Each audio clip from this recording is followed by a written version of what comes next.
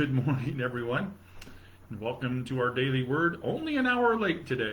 My computer has been spinning for well over an hour and a half of updating Windows and please wait and don't turn it off, and then the big Dell sign across the big black screen.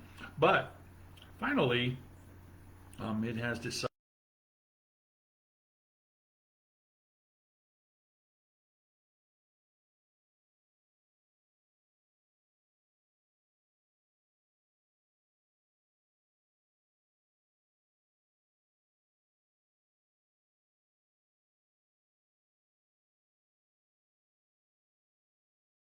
all kinds of stuff. So hopefully,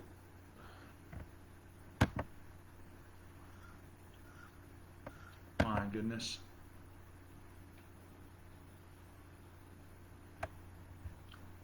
So hopefully, I can at least get through today. It seems to want to freeze on me, but anyway, it's Friday. It is September 17th. It's a beautiful morning this morning. I'm in my dining room again today, I'm trying to get ready for Sunday morning, and hopefully my computer will continue to cooperate in that endeavor. But anyway, I'm glad you could join me for the end of the week, for Friday, and for all that we have planned, and I hope you are ready for a great weekend ahead of you. I've chosen for this morning's scripture one verse that I think is a critical verse for us as we live our lives together. It's from the book of Galatians. Paul's writing to the church in Galatia, chapter 6, verse 2. And it's just this one verse, and it encompasses other things in that chapter if you would read it. But just this one verse says this: bear one another's burdens. In this way, you will fulfill the law of Christ. Bear one another's burdens.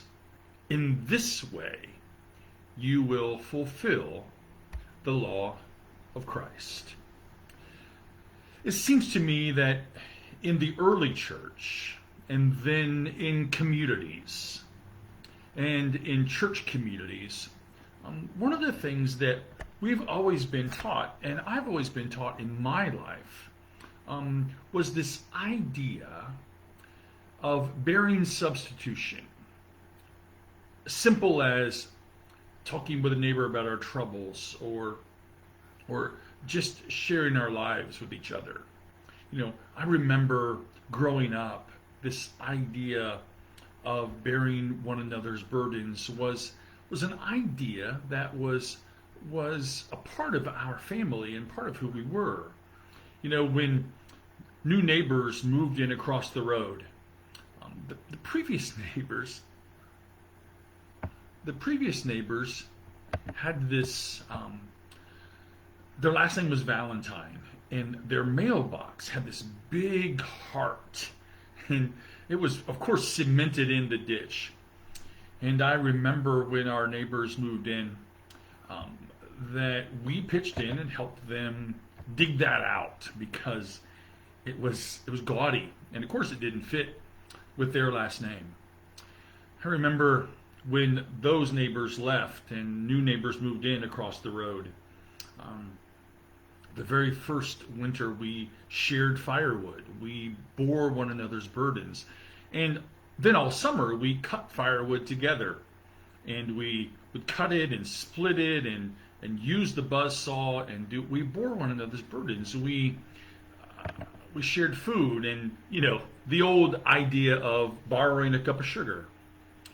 I remember, we bore one another's burdens with food, and we took produce from our garden and bore one another's burdens. We had someone come live with us while their mom was having surgery. We bore one another's burdens. We learned how to do that in church. We helped each other out. We always, every year, participated in the crop walk, and we helped share the burdens with each other. And the list goes on, and I'd like to think that I've carried that on in my life. I know that Chuck's watching. One of the things that we do on mission trip, I talked about this with someone just the other day. One of the things that we do on mission trip is bear one another's burdens. And sometimes we arrive at houses that are in desperate need. And we could give testimony after testimony after testimony of what it means to spend a week on mission trip and to bear one another's burdens.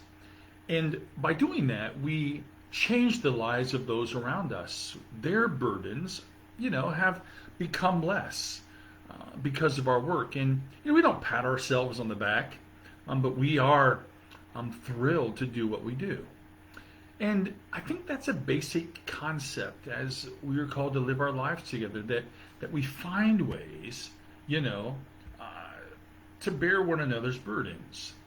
And here we are in this interesting world situation that we're in the pandemic, for some folks, tough economic times, or just the challenge of being locked in, if you will.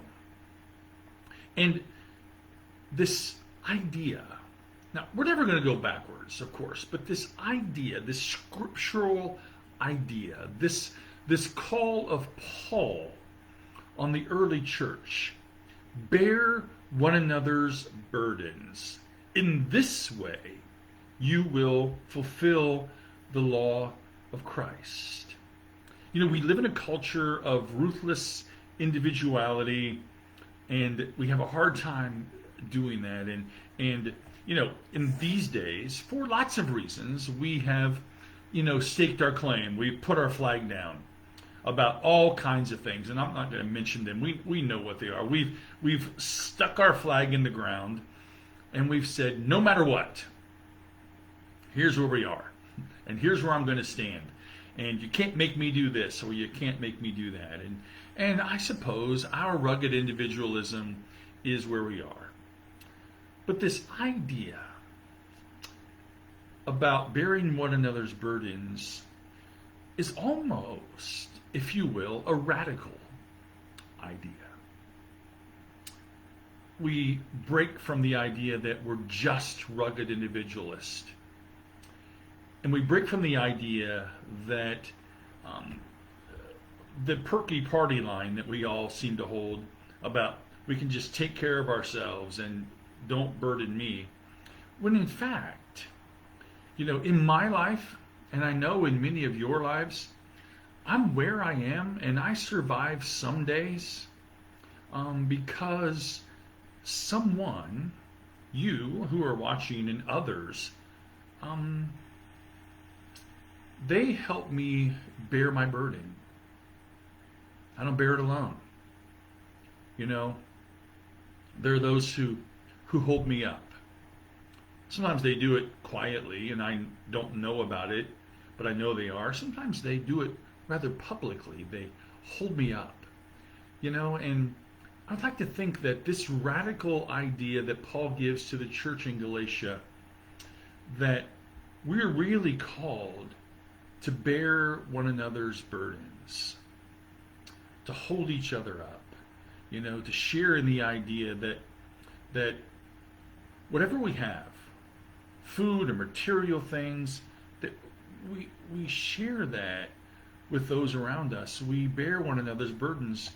Maybe it's as simple as praying for each other. Maybe it's as simple as helping each other across the road, or how can we help each other? I think I often grieve in these days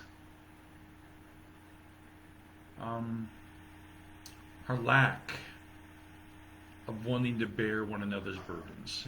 I grieve about it. I just want us to do better. I want us to share our lives in better ways. I want us to hold each other up in better ways and stop being so ruggedly individualistic. And I was told the other day, and I've been told more than once, and it's fine, that I have this pie in the sky dream. Maybe I do. I'm going to live with it. I'm going to keep pressing it and pushing it, until my last breath. So anyway, Paul says, look, bear one another's burdens. That's how you fulfill the law, by bearing one another's burdens. I just want us to do that better, friends. Bear one another's burdens and find ways to enrich each other's lives. So that's our word, an hour late for today. I apologize. Hopefully my computer decides to survive and I don't have to piece together some dollars to buy a new one. And we'll be together again. So join us Sunday morning at 10:15 for worship. We have a very good worship planned and good music. And then I'll plan to see you Monday morning at 10 o'clock again. Have a great day. Have a great weekend. Know of God's love that surrounds you. Know, of course, as always, my love for all of you. And I will see you Sunday morning at 10:15 and then here again at 10 o'clock on Monday morning.